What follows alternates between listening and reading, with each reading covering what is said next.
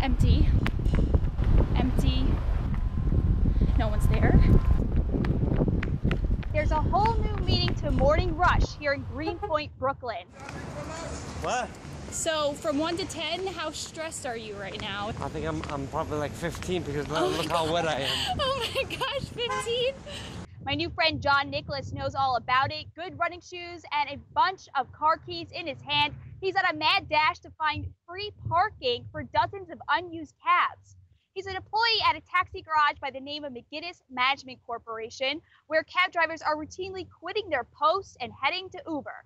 Some cars going untouched for as long as a year. The place now becoming a sea of yellow, as you can see in back of me. And in a place where free parking is a gem, locals are less than pleased. Sometimes they just leave the car halfway through, and the truck can't get through, the cars can't get through, the bus can't get through, nobody can get through, and they just walk away. They just don't care.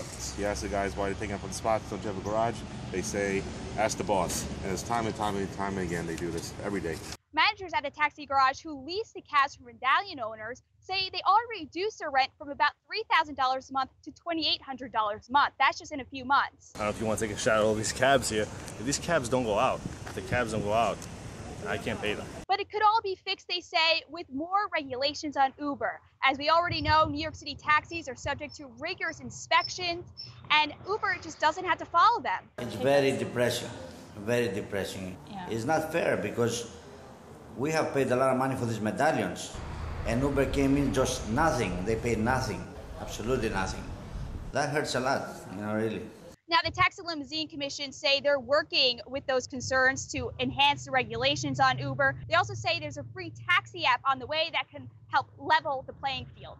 But we'll see about that. What are they doing with the medallions that they have? Are they even able to sell them today? No, I mean, the medallions are literally sitting on some of these cabs. Now, these at their peak went for almost $2 million. And today they go for about $200,000, but still very pricey. Another advantage to being an Uber driver over a taxi driver, on average in New York City, $30.34 per hour. So $30 an hour versus $15 an hour as a cab driver. I mean, the advantage is pretty clear. Sure. I mean, 1 in every 5 people have a smartphone that connects to the internet. How does the taxi companies not have an app so you can call a taxi like Uber does? They would then be able to compete, and then this would be a conversation. Well, there is an app in place. I just want to reiterate that they are working on rolling out this app. I also want to say that a lot of the facts from what I heard aren't true. A lot of Uber drivers aren't making as much as they say, and they end up coming back to drive their cabs. Right. I mean, it is a free market. The market will correct itself. If people don't want the surge pricing at 3 a.m., they'll go back to taking cabs, and eventually this should settle, but it may take a little while, and there may be some pain in the process. Thanks, Diana.